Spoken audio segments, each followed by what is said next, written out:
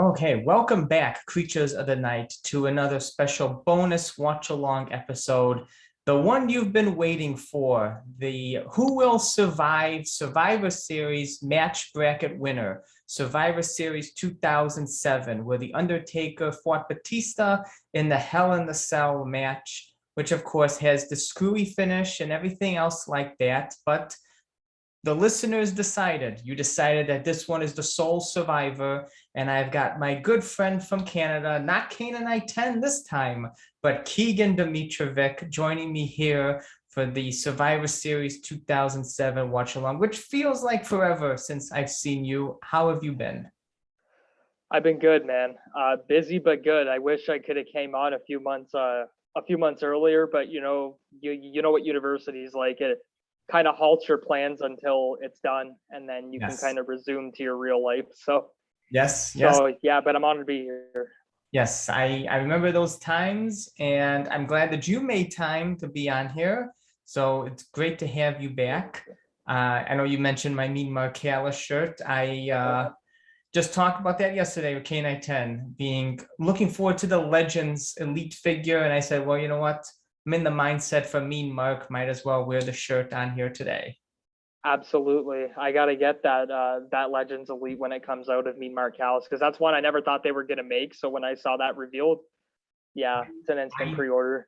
didn't think they were ever going to make it as well. I thought the best chance they had was during the Classic Superstars, because that's when they were signing all the different types of variants for the Yeah. Superstars Pass. They didn't do it. I said, oh, it's probably because Undertaker doesn't even want to remember WCW. But Yeah, I mean, if I was him, I agree.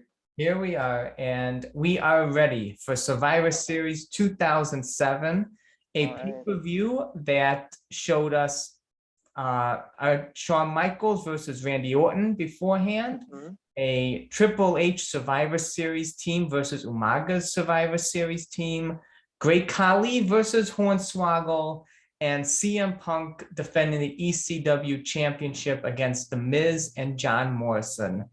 So that's a really heavy superstar card, but it is main evented by the feud of the year, Undertaker versus Batista, and that is why we are here.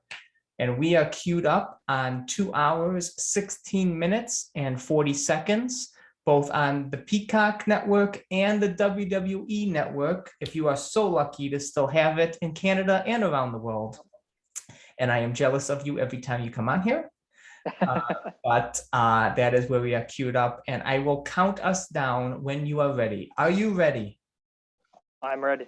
You are ready. The creatures of the night are ready. They chose this as the sole survivor. So let us go. 3, 2, 1, play. Yeah, I remember at this time, this was kind of like a dark age for the WWE. A lot happened in this year. I remember, Oh, like a lot of people got injured. Like Ray, I think Ray was injured for half the year. Triple H was injured for half the yes. year. Kennedy won Money in the Bank and got injured, and they had to drop it to Edge because Kennedy was the one that was supposed to cash in on Taker for the I world title. I remember 2007 very well. Yes, I do. I remember I loved WrestleMania 23. That's one of my favorites. I love the Undertaker Batista feuds. Um, I remember, yeah, Edge cashing in on Taker, not a good point, but then Edge gets injured.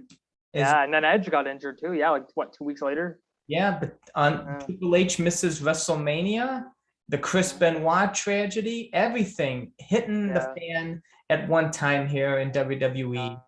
A lot happened in this year. I think this year was a big transitional period for them because the PG era would kind of come not too long after. I think in the start of 2008 is when they kind of started switching it up. And I remember too, as a kid, like '07 was one of my favorite years in WWE because like it had the Cena and Michaels feud, which I loved, and then it had the Age of Orton, which was good, minus a few booking blunders, and then obviously you had Undertaker and Batista, which was probably, along with Undertaker and Randy Orton, probably my favorite feud that Undertaker did in the 2000s. So yeah, I enjoyed this entire feud. All the matches were good, and I wish they would have went on last at WrestleMania 23, because I don't think anybody could follow them. Like, as good as Cena and Shawn was, I think this should have been the main event. Yeah, and as we see Batista handing the World Heavyweight Championship to the referee, he first went in, Is that Jimmy Corderas? No, Mickey Henson, I believe. Oh, Mickey Henson. I can't see. There's I just Corderas. Corderas is on the outside. Yeah. Oh yeah. Jimmy Corderas is opening the door. Yeah. The champion, little Canadian boy. We get the champion first, which is rare, but when you're against the Undertaker, it's usually the norm. Exactly. Yeah. Undertaker usually don't enter first. And then you get Justin Roberts announcing Undertaker and Batista, which I love Justin Roberts announcing. I love the way he says Undertaker. Yes. It sounds so epic. Yeah, I remember I as you mentioned before, Batista wanting to main event WrestleMania. Undertaker just talked about that recently. He says that Batista was so gung-ho on main eventing that they should have.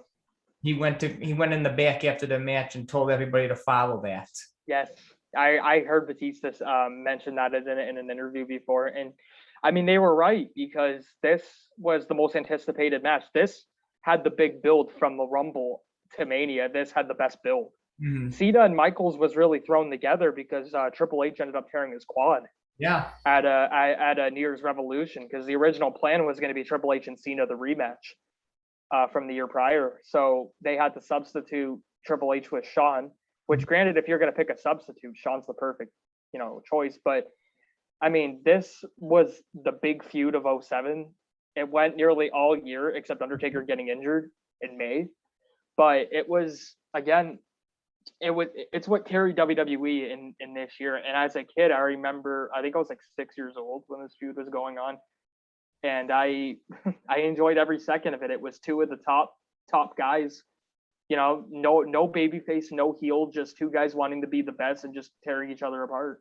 Yes. And like you said, again, the injuries, it caught up to the Undertaker in 07 as well. But this is a feud that lasted basically the entire year. Started with the Rumble. Undertaker wins the Rumble. He goes after Batista. It takes us to No Way Out, WrestleMania, Backlash, the Steel Cage on SmackDown. Yep. We get that's another underrated one. We get Cyber Sunday. We get Survivor Series, and it caps all off at Armageddon the following month. So it's a whole year feud. And it was a great feud, man. It was so great. I mean, every match was really good, and they told a good story. Like they didn't need a definitive heel or baby face. It was just the two, top alpha males that wanted to, be the world champion. And it's a simple yet intriguing story when you have two guys of the stature of Undertaker and Batista. And we get, except for Mark Henry at Unforgiven, Undertaker has basically fought Batista the entire year. Yep. Yeah, it was pretty much a year-long feud. Yeah.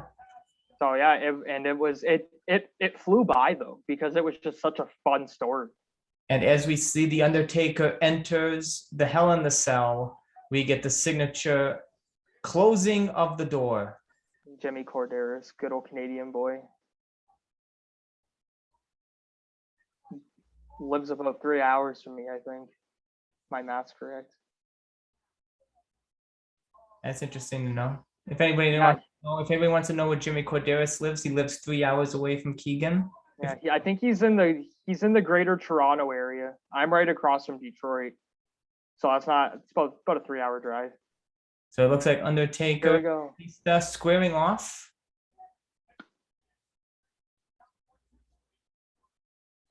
And you know what's funny too is injuries caught up with Taker around this time. Yet 07 was like his best in-ring year.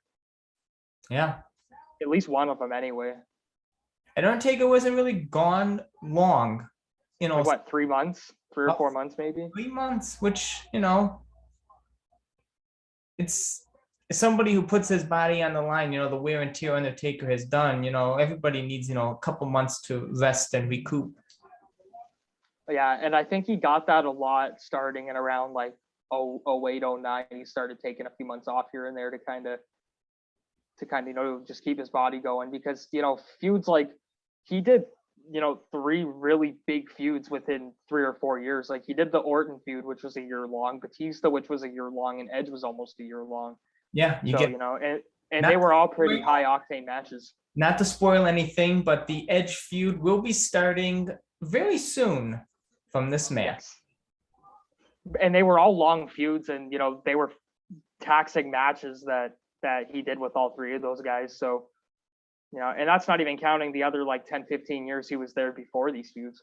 Yes, and even though they overuse the cell nowadays, this is the perfect use of the cell back then, capping off of a rivalry, because it's perfect. I love how they used it this year for Seth Rollins and Edge. The finishing, the one feud that needed it.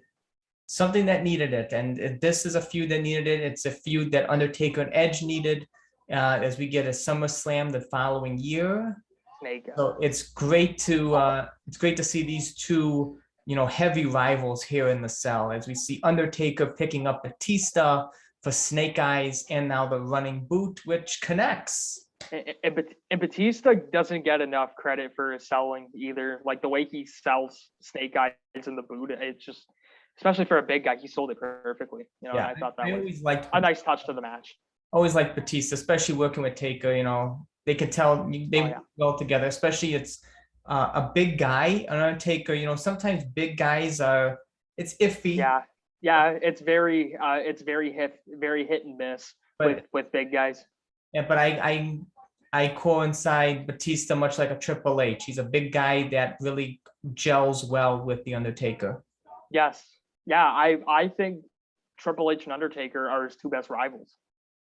That's really what I believe. So, and he worked well with both guys, and Triple H and Undertaker worked extremely well with each other too. So, it just depends, because when you have guys that are as talented as Undertaker and Batista, and Triple H, you're always gonna have a great match, with those guys regardless. So, and they could all tell a very unique story. And like, for example, like Batista was in the cell with both Triple H and Undertaker, and both matches were tremendously different, and they were both equally as great. So I mean, that's just a testament to how good these guys were. And I wish that the cell was used like how it is for this feud. Now they just use the cell as a prop match, for a pay-per-view, which kind of demeaned the aura of it. But hopefully they can one day get back on track and have feuds like this that belong in the cell. I agree. And you seeing, as you see now with Undertaker and Batista on the outside of the ring here, using the cell to its full advantage. It's something that's not even used nowadays. The cell, as you said, it's basically a prop just to keep it in. But you see Undertaker always utilizing the cell to his advantage. You saw it even as earlier as when he was in a Shane McMahon match. He always uses the cell to his advantage. And it's just proper psychology for a cell match. It is, because it's there. It's a weapon. It's a free weapon at your disposal. Exactly. And the problem that I see now in a lot of cell matches is that it's really like a singles match inside of a cell that it's just inside something. Like, it's not really used to end a feud anymore. It's more to actually start a feud, like almost, except for Rollins and Edge, which was great. Every other cell match has been used to really either keep a feud going or to start one. And that's, to me, the exact opposite of what it's for. It's supposed to end the feud, like it's supposed to be this last big match where, somebody's got to win and somebody's got to lose. Mm-hmm. And, this was an example. Yeah. One thing I loved, and he's going to do it right now, is Undertaker used to put the lip of the chair under his opponent's throat and slam it off the steps. And, like, that's perfect for a cell match. It's perfect. Last month I talked about my video game memories of SmackDown versus Raw 06, 07, and that was Undertaker's steel chair finishing move. To the throat and to jam it into the ring. So much memories here. That's just perfect for a cell match, because it captures the brutality of it, and how two guys are just gonna go to the absolute limit at this time. Yeah, it's different with the PG era now. They kind of have to, choose it wisely. But I mean, back then these two guys, they told the story that they would do absolutely anything they could to walk out as the world heavyweight champion, which, by the way, is my favorite world title ever. That design's the best. I love it. So, but a lot, like I said, a lot of cell matches now, they're too tacky, you know, like they don't really use the cell. They don't, you know, and they're not meant to end a feud, which kind of defeats the purpose of it. And that's a big problem of it as a pay-per-view. You're seeing a more aggressive Undertaker here in the cell. You know, you have Batista choking on his blood in the mouth. Yeah. You have Undertaker digging into Batista's throat, jamming him now in the turnbuckles. You know, the Hell in the Cell, you know, is Satan's structure, but it really brings out the more sadistic side of the Undertaker, as we usually see in these matches. And this is no different. Yeah, exactly. He's sadistic. He's not letting Batista rest. He's going at, you know, his throat, which he just jammed with the chair, and is making Batista choke on his blood. You know, what a counter. It's a different side of the Deadman here. That old school into the spine buster was such a cool counter. Yes, great counter here. These two guys had tremendous chemistry. But if there is one guy that I wish Undertaker could have had a cell match with, it would have been Jeff Hardy. If that's one cell match I wish they would have done, because I think that would have been absolutely unreal. I think Jeff Hardy even wanted that. I think he wanted to swanton bomb off the top and have totally take a pipe. That's it for Taker. That's it. You know what? I already dealt with one Daredevil. I'm not dealing with another one with the cell. Could you imagine though if they could have pulled it off safely? What kind of WrestleMania moment that would have been if Hardy would have swantoned off the top and missed? Oh my God! I think they if they could have had like a crash pad under the table to, you know, land it safely, because, you know, I know Hardy really wanted the cell match with Taker, because they had, if anyone remembers, if they love Monday Night Raw, those two had a classic ladder match back in 2002. I think best if Undertaker was still active, I think 2022 would have been perfect. It's 20 years since the ladder match. Yeah, I just so much. I know Jeff Hardy could still pull off a stunt, but I think Taker's worried about, you know, not living up to that match in 2002, and I think they could still pull it off. I know they can. You know, as I say almost every week, Undertaker's too hard on himself. You know, he says he can't live up. The fans who love Undertaker for who he is will always accept an Undertaker match. The nostalgia in me would still want to see an Undertaker and Jeff Hardy match, just because I love both of them, you know. But I mean, it's like that's the one Hell in a Cell match I wish Undertaker would have had, because he wrestled Batista, he wrestled Triple H, Edge, Orton, Lesnar, you know, even Shane McMahon. But Jeff Hardy was that one that he never had the cell match with, and I think it would have been something. I mean, it should have been at a WrestleMania. Mm-hmm. Like, I think if Jeff Hardy wouldn't have left, I think it would have happened. Probably. But I think, I mean, it would have been tremendous. I think they would have told such a good story, and those two had good chemistry too. But I mean, you know, at least we had this one that we're watching right now, because this one was freaking great. And Survivor Series is like the perfect pay-per-view for it. Yeah, and ever since you mentioned that great counter from old school into the spine buster, Batista's been on top here. He's, you know, Undertaker was the one in control of the match for most of the time, but that one counter and reversal, it really threw it right back into Batista's corner here. And now we're back up with the steel steps and using the cell again to their advantage. There's no time wasted in this match, and that's what I like. It's like there's no stalling really. Like, everybody's either the aggressor or they're selling. It's what a cell match should be, you know, just two guys going to absolute war. And this is what this match is. You know, it's a prime example. And I find this is more of a forgotten cell match. I don't know why. I think maybe because of the finish. Probably. Maybe, as we'll get to. Like, which we'll get to. But I mean, it's just, you know, like, I find this one's not really talked about as much as like Undertaker and Edge, or even Undertaker and Orton. Oh, what a chair shot. Oh, I know. And not only that, I'm grimacing because of just the blood pouring down from Batista's skull. Yeah, that ain't going to happen now. At least not in WWE. Undertaker always the master of the stiff chair shots. Remember the one he did the Kennedy the year prior at Survivor Series? Yeah, and they First said blood this match? Canyon one is bad. Take a look at the. No, I think the Kennedy. You know what though, the Canyon one was pretty gnarly, but the Kennedy one was crazy. Nothing beats the Kennedy or the Randy Orton one where the chair just sticks on Randy Orton. Oh yeah, and the cell in Armageddon. Yeah, That was a nasty shot. Yeah.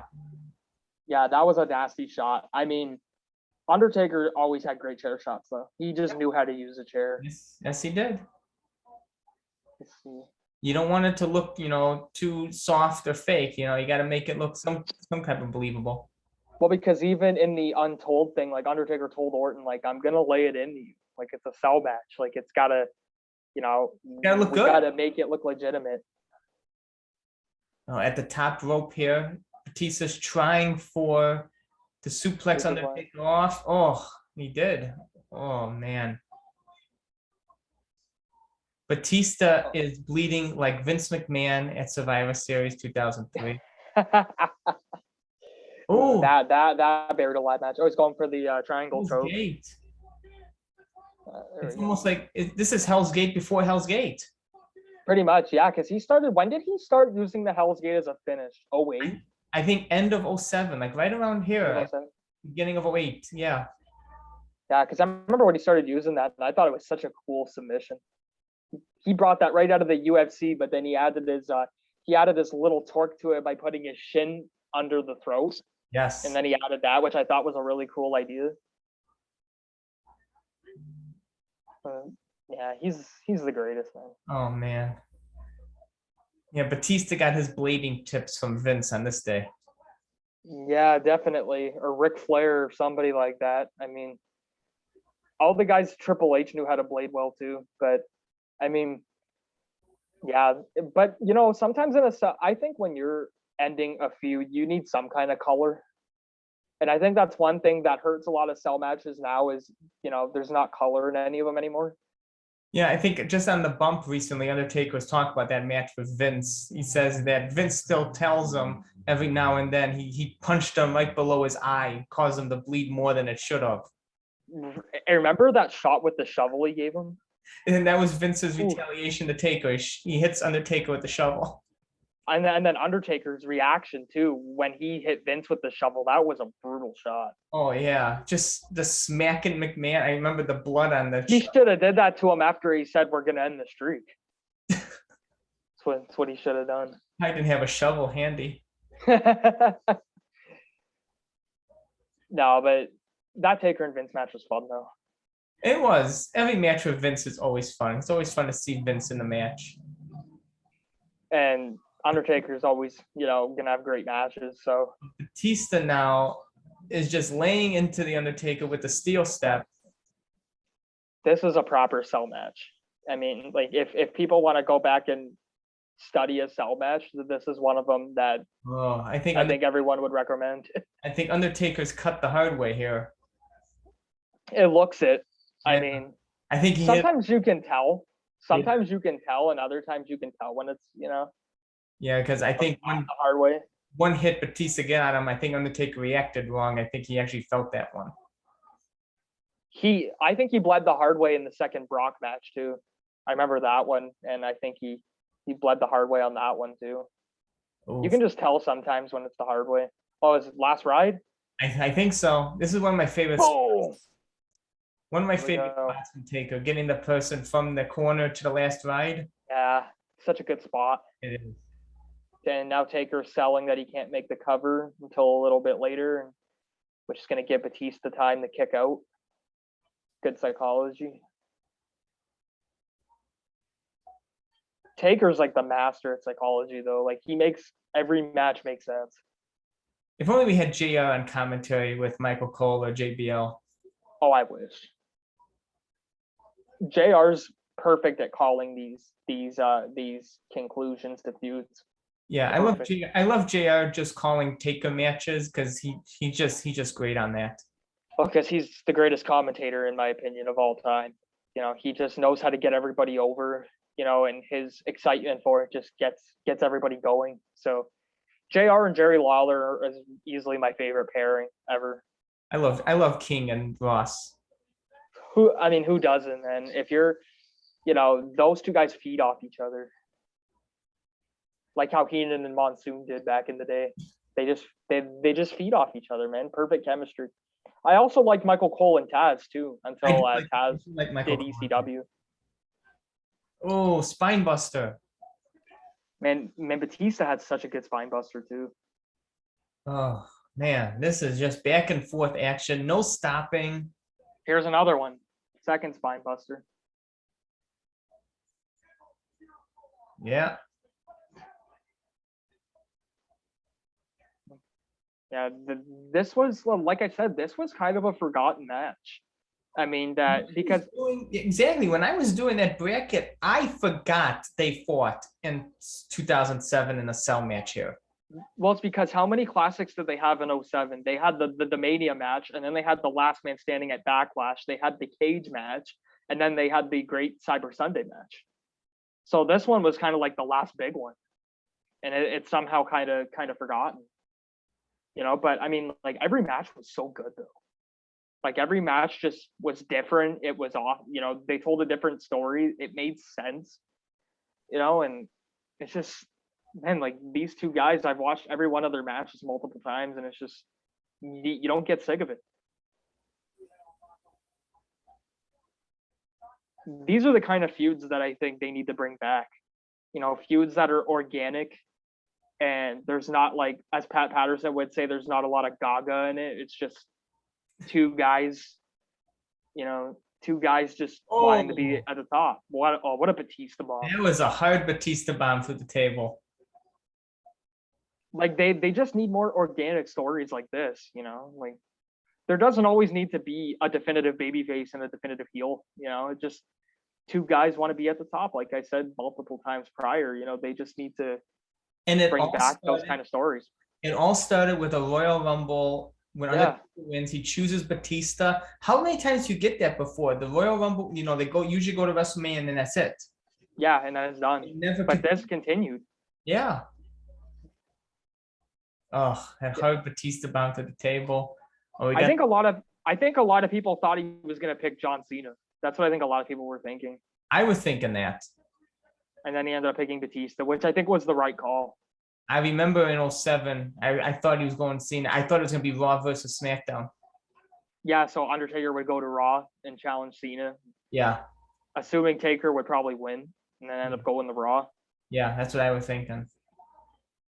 I'm happy this one happened though, because Cena and Taker could have happened years later. They just decided to never do it, until right at the end. But Taker and Batista, this was arguably the feud of the year. Here we go, Tombstone Pile Driver. Oh yes, if I remember correctly, on the steps. Does he go on the steps here? No. Let's see, does Batista kick out? For those who have never watched. I mean, this match is about 15 years old. Some people may never have watched it. If you're a new fan, Batista, I think, wink, wink, kicks out. A new fan, wink, wink. I've watched this match a lot of times though, so I can kind of remember it off the top of my head. But oh no, here we go. Here we go. Here's what I remembered. Yes. This was a great. Boom! Oh man. Undertaker is gonna win the World Heavyweight title back. 1, 2. Oh, Edge, you bastard. Oh, right. I love you though, Edge. You're a fellow Canadian, so. My God, I can't believe it. And here we are, Edge, the camera. And boom! That camera shot was great. Taker's like, what the hell? Oh. Edge, you screwed the Undertaker again, man. And Undertaker brings back the camera spot a year later in their Hell in the Cell match. Which is my favorite Hell in the Cell match ever. In my opinion. That one and Triple H and Batista from Vengeance 05 are my two favorite Cell matches. Here we go. Edge has screwed Undertaker twice now out of the title this year. Edge has screwed the Undertaker again. Don't worry though. If you're Not a fan. He pays for it later. All right, here we go. Concerto. And what was his reasoning that he thought that he can beat Batista more than he could beat Taker? Pretty much, yeah. And it was because he had to vacate the title due to injury, and he wanted the bragging rights to beat Batista and get it back. Because after this, they did the triple threat at Armageddon for the Yes. title. And then that starts the almost year-long Edge feud for The Undertaker. Which is also a legendary feud. Here we go. It's making Mickey Henson count. 1, 2. You know what, though? At the time as a kid, I absolutely hated this finish. No, But when you look back at it, it made sense for the Undertaker and Edge feud, because this would catapult Undertaker to beating Edge at WrestleMania for the title. well, we saw So Batista being dragged over the lifeless Undertaker thanks to a shot from the camera and a concerto on the steel steps. But that is not it for Edge, because as you said, we get the triple threat at Armageddon a month later. We get Undertaker reigning supreme in the Elimination Chamber in No Way Out, which gives Undertaker the #1 contendership to fight Edge at WrestleMania and regain the World Heavyweight Championship and then retain it at Backlash. So Undertaker gets some much needed revenge on Edge before the ultimate revenge at SummerSlam 2008, which we have covered together and a watch along. So be sure to check that out in the archives as well. what a nasty shot. As right as Undertaker was sitting up. Yes, as we are not done yet, Edge is back in the ring, attacking the Undertaker with a chair shot. He has lost his mind, basically. The only one issue I had was that they had Edge on the poster prior to the show. That's right. Which kind of made you think something was going to happen. I think it would have been a bit better if it would have been more kept as a surprise. But again, it was still a good match. Still a finish that I could appreciate now 15 years later. But I mean, I think it would have been better if you would have just had maybe Batista and Undertaker on the poster, and then it wouldn't have spoiled Edge coming back. But this is, it's an ending I remember hating back then, and I still hate now. But as you said, needed to propel the feud a little forward with, just the addition of Batista, but Batista now falling more into the background as you get Edge and Undertaker now in the forefront here. Yeah, well, this recreated the story of Undertaker getting revenge on Edge, for not just cashing in, but now for this, So it made sense for Undertaker. I'm guessing though he should have probably won the 08 Rumble, since him and Edge did main event Mania, but he ended up winning the Chamber, and he eliminated Batista to win it. So in that amazing spot where Batista grabs, where they flipped over. And then Undertaker propels over the ropes to give him the tombstone pile driver. That was a great finish. Yes, it is. And that's it. That concludes Survivor Series 2007, a remarkable main event up until the end, I would say. Very sloppy way to end the match, but it got the job done. It propels the feud forward with Batista, Undertaker, and now Edge. But the sole survivor of my Survivor Series bracket is chosen by my listeners, and they did not disappoint. It is a great match to go back, great cell match, great in-ring, just the feud, the way they gel together. The psychology is there, and really no complaints. I wish there was a match Undertaker would have won, but no complaints. Yeah, I mean, these are just all great matches to kind of go back on. It's a trip through memory lane, as they say, to kind of go back and watch what you grew up watching, and I was a kid when this happened. Like I said, I was a kid when this happened. So I mean, and I remember it vividly, but it was just, it kind of brings me back to where I wish wrestling was right now, but maybe they'll get back there one day in WWE. I don't know, but I just miss like I miss big match feels like this one, I agree. like where it felt epic, Yeah. So it's like they kind of need that epic feeling back. And I don't know. I mean, we'll see what happens with them, but this was one match that I could just, I could just rewatch just because of the story of it, and but here's the thing though, if you're gonna watch this match, you've got to watch the other 4 matches. Yes, that's like you got to watch them. To me, I got to watch them in order. Like I got to watch Mania, then Backlash, then the Cage on SmackDown, then Cyber Sunday, then this one. Yes. I just like to watch it in order to see the story progress. Yeah, it is a story that if you're going to watch one match, you're going to have to watch them all. Yes, exactly. It just makes perfect sense to Yes. kind of watch them all because they're all different matches. None of them are the same. I agree. They all bring something different. If I had to say though, my favorite match, it'd probably be the Backlash one. I think that one was my favorite. I just loved it. The Last Man Standing one, and then WrestleMania would probably be a close second. I agree. Maybe I would flip flop, but I love those two. Well, the WrestleMania one was literally right across the border from me. Yes, Detroit. Yep, it was right across the border. Like I can see Ford Field like almost from where I live. So it was like directly across. But I mean, so it's, that one's kind of sentimental. I wish I could have went, but maybe next time. So, but I mean, that was WrestleMania 23 was a pretty good WrestleMania. It's one of the better ones in my opinion. Yes, it was. There was a lot of good stuff on that card. So yeah, it's I don't know. They haven't been back to Detroit since then, so hopefully they make a comeback. Or Toronto, that'd be nice too. But we'll see. Yeah, anything's possible.